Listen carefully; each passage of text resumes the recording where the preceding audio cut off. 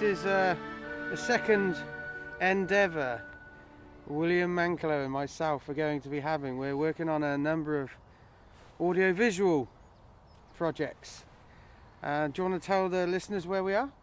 Yeah, we're stood in the middle of Marsh Park. It's a recreation park. It's been here for... No, you can tell me, Stuart. How long has it been here, do you reckon? It's been here since I can remember. This is, as it is now, we're in Cowley, Marsh Park. Yep. The park, I'm going to guess, it's been laid out in this way since the 1930s. It could be quite easy, couldn't it? Yeah. And I think this has probably been open ground for many, many years. Probably hundreds of years, in fact. This has probably been open ground since it was still a marsh, possibly.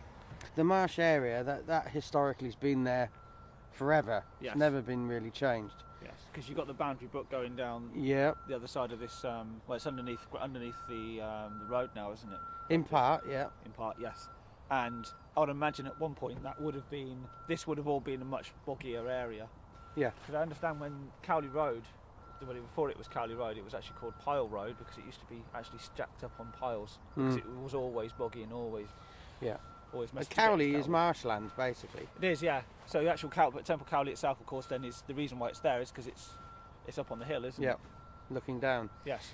So basically, what we're looking at now is a very industrial-looking sort of site. You got the council depot where that's the recycling and gritting area. It's kind of almost like a service centre, but they have their recycling. They have their I think some rubbish taken. Some parts of the rubbish taken there as well. And they also repair all the council vehicles there. It's true. And then further around, you've got the actual marsh. Yep. You got Oxford Boys School. Well, it's not Oxford Boys School now. It was when I was a kid. I used to walk through here every morning as a kid, and you used to go there. Yeah. But what's it called now? The Academy or something? It's called the Oxford Spires Academy. So it's changed its name a few times. But yeah, it's now a much larger school, of course, because when we went there, it was a third-tier school. It's now obviously an upper school, isn't it? Whereas when we were there, it was only from the age of, was it 12, 13? You were there. Oh, Struth. I think, I was just about coming up for 13, and then I stayed until I walked out. Until 14. No, 13 and a half. Yeah. That's a part of my past that I talk about quite frequently, that I didn't go to school very much. Anyway, so they've expanded. Yes, they have. Yeah. But they've still got a vast field complex. They have. Yeah. There's some really good. There were some really good plateaus there. I remember when I used to go to school there. That was the thing that I really liked about it, was that it was such a big place, such a big area that you could explore at lunchtime. You've also got a copse there with a Second World War air raid shelter. You have, yes. I forgot about that. Yeah, well, that's we right know at the back, isn't it? Behind the gym. The gym, yes. Yeah, and none of us were meant to know about it, but we all went in there. Yeah. You could get yourself expelled by going in there. Anyway, and then I don't remember that. There's been various encroachments of houses, but it's what is left in this sports area of it is pretty much secure, I'd say, because there's been trees planted around the edges. The football pitches and all the sports facilities are well used by the community. I'm very well looked after by the council. I mean, I live in a flat that overlooks the place, and it's on a very regular occasion they come around here with different types of machinery to cut the grass, to put holes in the grass, or put holes, what would you call it? To actually aerate. That's it. So actually, also lets the water through, of course, and it's used a lot, by lots of people. Mostly football. That's the biggest user. Exactly, and we're actually stood in the middle of the football pitch now. We're actually stood on the penalty spot. Yes. And I can see somebody who's sort of got a football coming towards us, so we're not going to end up in the middle of a game.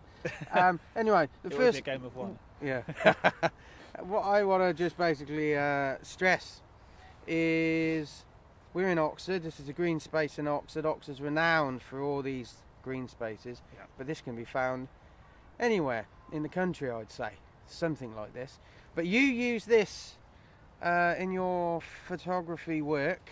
I do, yes. You use this as a palette. I use this as and a starting point sometimes. When I feel like I need some inspiration in the morning, I will actually walk into town. But the way I actually will walk across the park, I make the effort of walking across, looking at seeing what wildlife is around. There's a limited amount, but it's generally, I've seen gulls mostly, crows, sometimes rook, sometimes starling, mostly a lot of magpie. So I'd come down here and I'd just be surrounded by all these birds, which is always quite interesting. And the sunrise is always really beautiful because it usually comes up over the top of the Cowley. There's a hill where Temple Cowley is, and it's such a good inspirational start to the day when I'm taking my photos. Well, what I'd say about this in particular, we're going to walk from here. We're going to walk through the loads of little different habitats up Lye Valley to Headington. Yeah. But what I'd say about where we're standing now, you're saying, well, there's not a lot around us. Well, that's when we're out in the open.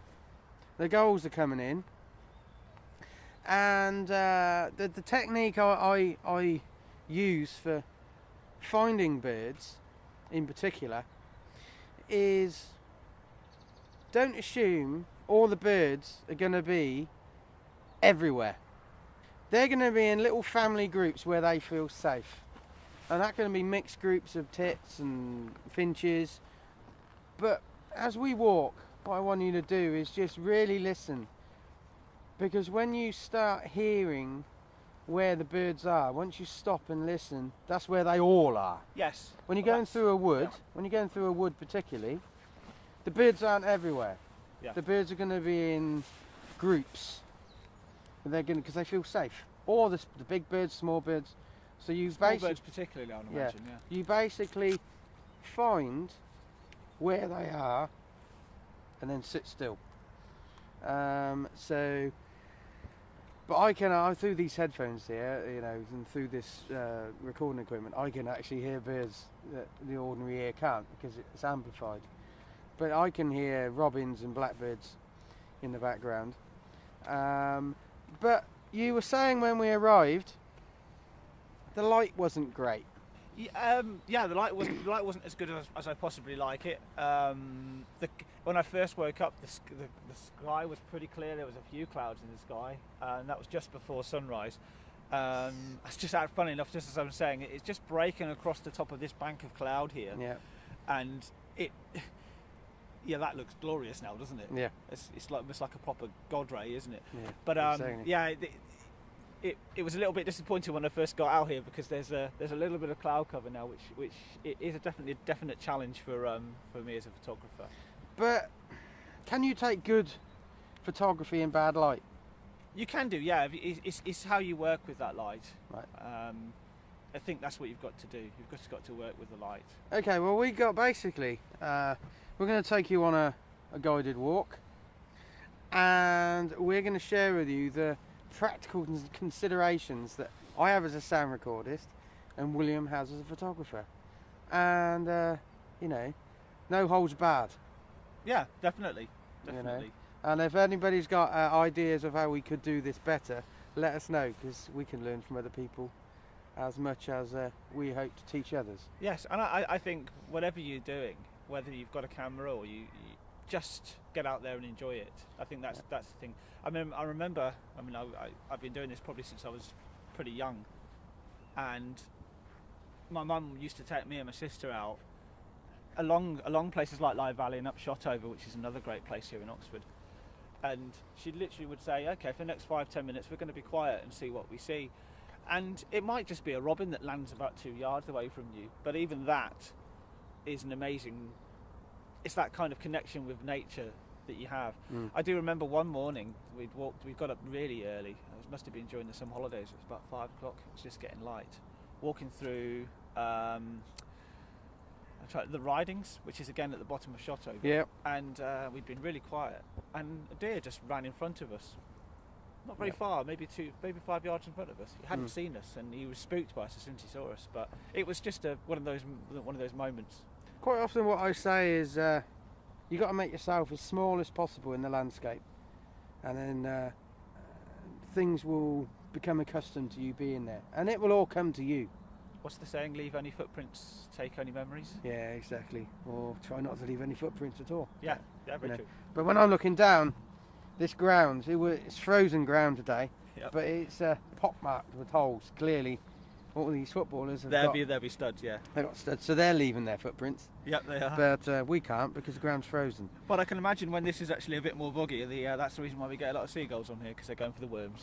and the bugs. Maybe. I mean, That's what I'm always guessing. there are historically always gulls out here in the winter. We've got some here now.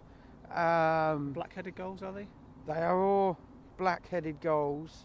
They're quite small. There's only one with actually a black head. In winter, they just have a little black dot behind the ears. You only really have the black head during the breeding season. But there doesn't seem to be anything. When you have a scan, you have a scan for size. Yep. You know, because there were some monster gulls. But let's go over into what they call the Cowley Marsh Nature Reserve, and then we'll go into the Cowley Marsh proper. Like I said, when I first woke up this morning, it was really bright and beautiful and blue, and it was going to be a great sunrise. And I thought, it's going to get cloudy, and it's a little bit disappointing as far as photography is concerned. But now we've got this beautiful, almost like a gap in the clouds, like a slice in the clouds, haven't we? And where the sun is shining through, and you can see those almost what you would class as God rays, aren't they? Yeah. Coming through. It's absolutely stunning. Okay, but before we move on, I just want to talk about quick considerations. As a sound recordist, the consideration I've got, and you're not going to hear this, you haven't got the headphones on, is this. The ground is completely frozen, and that vibration is going up my tripod and rattling in my ears. So that's my main consideration of recording here. Yes. To take a picture of that there, what is the basic setting on you've got a digital camera. I have got a digital camera. What is the basic settings you would use to get the best out of these God rays? It's all about exposure. So you're exposing, you use the light sensor within your camera. I've got an SLR camera which has its own light sensor within it. And to get the sky, the basic setting is just to expose for the sky. So actually, you'll basically possibly end up with a silhouette foreground, but I'm really after the sky. So I'm exposing for the sky and then taking the photo and seeing the results I get from it. Okay, let's have a wander over to the nature park and do a bit more.